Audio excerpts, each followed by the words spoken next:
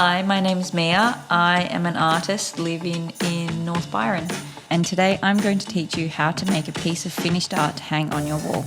For today's lesson, you will need a pad of paper, some paints and a paintbrush, a little jar of water, and a frame.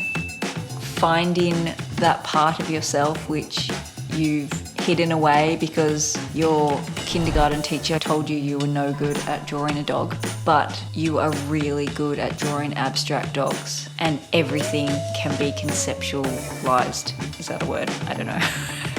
Some sustainable techniques that can be used to tap in is meditation, dancing, face painting, yoga, anything that makes you feel good about yourself.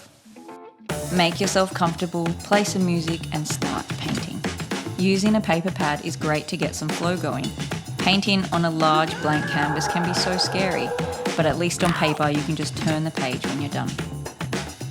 Start small. It's fun to paint simple, small things with lots of nice white space around them. You're not trying to draw the thing exactly as it is. You're just drawing the idea of it.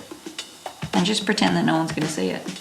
And then you'll probably love it and you'll want everyone to see it.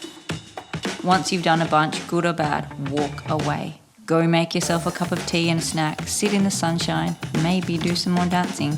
Basically, don't be scared that you're going to mess it up. Art is totally subjective. One man's blob is another man's Picasso, or something. Come back to your artworks with a fresh perspective. So you sign it, you frame it, and you hang it.